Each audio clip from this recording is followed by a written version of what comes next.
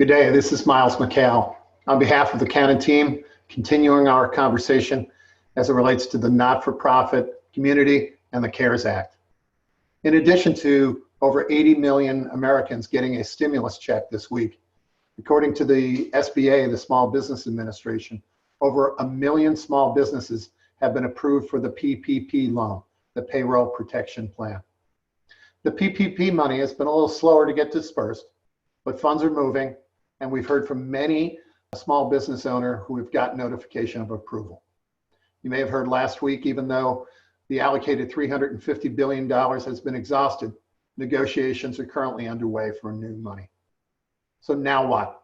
As a follow-up to our prior video, we're here to share some quick tips for a message that you can put together for your donors or potential donors during these unusual times, and really to tee you up for future success. As always, these are just suggestions. By all means, take the liberty with formatting or wording. Nobody knows your target audience better than you do. So make it your own and own it, and it'll happen. The concept behind these quick tips is to offer you a small drip, maybe some fundraising ideas to regular or repeat communication that you may be sharing and sending to your donors. For example, you may want to include a call to action segment at the end of donor emails or newsletters, using one of the following, if you will, do you know items. Now, the impact item is to keep these tips brief, informative enough to pique the interest of the donors to call. So the information here is quite at the highest level. So do you know?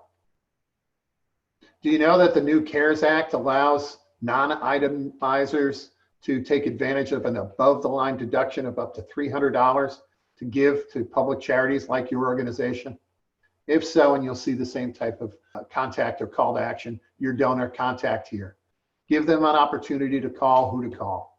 Our Canon comments, staying with the same type of cadence we established in the first video here. There's been tremendous support in the past at the $2, $3, $5, $20 levels from the general public. It's a great opportunity to fine-tune your message to that target audience to get the most impact. Do you know?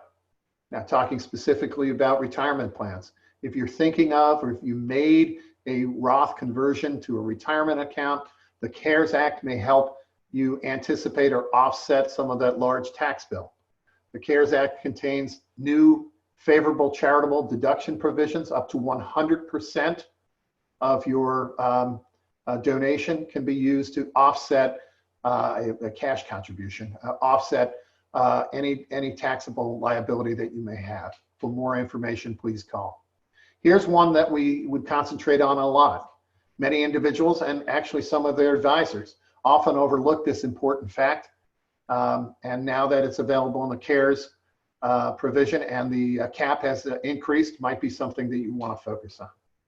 Continuing on the theme of do you know, and staying with retirement accounts, RMDs, required minimum distributions, have been suspended for IRAs in 2020, but the owners still may be entitled to take and make a QCD, a qualified charitable distribution, from their IRA accounts directly to a 501c3 charitable organization.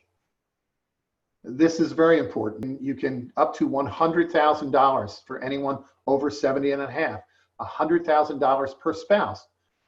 Can be donated and designated directly out of the traditional IRA to that charitable organization. So there's another nugget that'll separate you from the pack. The more you know here, the better the conversation, the better the outcome. So give us a call here at Canon if we can assist. See, there's our call to action. Now, the following ideas have more of a broad appeal, and they're actually more complex. So you'd have to have, your organization would have to make sure that they had the appropriate gift policy or planned giving structures in place. However, including it here as a briefcase item, in case you do have that great opportunity could present itself, you're ready to go. So do you know, if you are selling or in the process of selling a business this year and anticipate a large tax hit, again, the CARES Act may help. That same charitable deduction that I said before benefits donors who are making large cash contributions. Can again kick in here for 2020.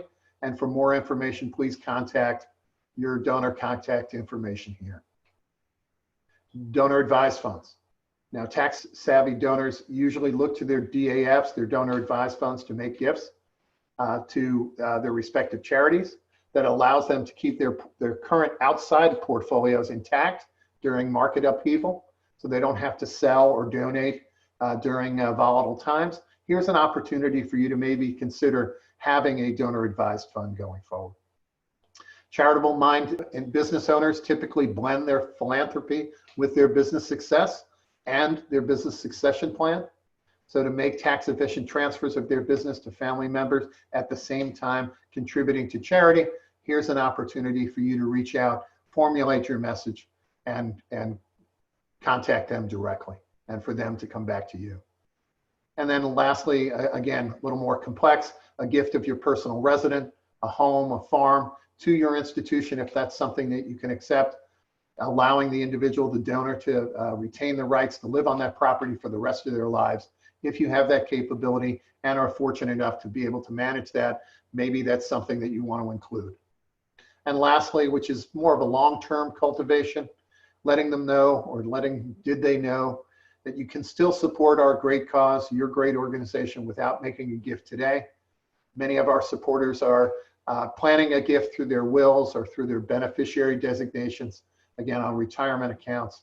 Also, insurance policies and annuity contracts could be included there. And again, you want to make sure that they understand how to contact you if needed. Client communication best practices, 3 resources here. We told you we'd come back with additional resources, and 3 websites. Blackbaud uses a great capability here of virtual fundraising, or tips to make sure that you're contacting your donors in these interesting times. Community foundations are certainly a worthwhile partner for not-for-profits and charitable organizations to consider, as they're also a source of information as well as funds. And then lastly, one that we like here a lot at Canon, the Council for Not-for-Profits. Here's their resource page, and they've done an excellent job, and typically do, to take the COVID-19 crisis, the CARES Act, and distill it down into a summary that we all can understand, but more importantly, you can show areas where not-for-profits can take advantage of this stimulus education. So we believe these and hope these are great resources for you to use as you continue to cultivate your relationships in the charitable space.